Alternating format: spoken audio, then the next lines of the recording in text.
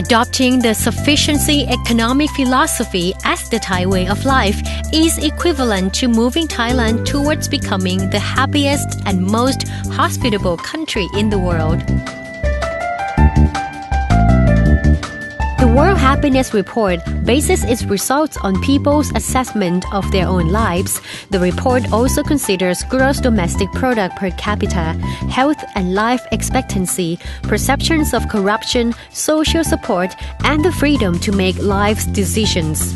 While the World Happiness Report is the end result, adopting a sufficiency economy is a means to achieve that result, which is happiness.Initiated by His Majesty King Bhumibol Adulyadej of Thailand, the sufficiency economy has its roots in Thai culture. Thai people have long been taught how to live their everyday lives with moderation and caution. The philosophy of the sufficiency economy grows out of those general principles.Living life using the sufficiency philosophy as a guideline to finding real happiness is not as complicated as it may seem, but we must first of all understand that this philosophy encompasses three constituents. 1. Moderation. This refers to the state of feeling and being fulfilled. Practically speaking, when production and consumption meet as equals,nor surplus, shortage, or waste will occur. 2. Reasonableness. It is advisable to consider the pros and cons of each situation before making a decision and to base the decision upon explainable and acceptable facts and figures.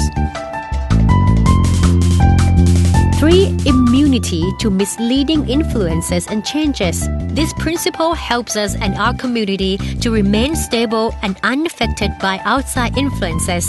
A feasibility study should be conducted to be aware of possible outcomes.As well as the aforementioned constituents, knowledge and morality are also key preconditions. This means proper and relevant knowledge must be gathered prior to building strategies and implementing tactics. Meanwhile, morality like honesty, the greater good, fairness, accountability, and the sufficiency of personal and national needs must be taken into account in each decision-making process.This will ensure that we ourselves and our community are trustworthy, resulting in pride and dignity. A sufficiency economy is not aimed at denying growth, competition, connection, or globalization. Instead, it teaches us not to harm ourselves, our community, or others by exploiting human resources and taking excessive advantage of natural resources in order to generate high productivity and profit.Adopting a sufficient lifestyle can be applied to any setting, whether it is agricultural, industrial, financial, or in the service sector. The key is to create the least debt or no debt at all. However, seeking loans is acceptable as long as they are necessary for our basic needs or for the expansion of our business, which will in turn help generate additional income to support our lives and be able to pay back the money and interest to the creditor over time.As mentioned, a sufficiency economy is a means to happiness.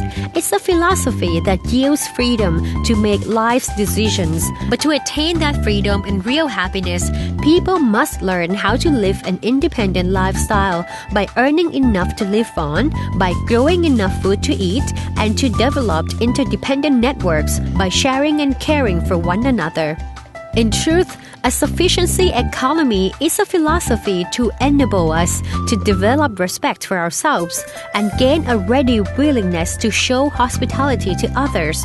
These are principles that bring happiness to us from within and make it possible for Thailand to top the list as the happiest country in the world.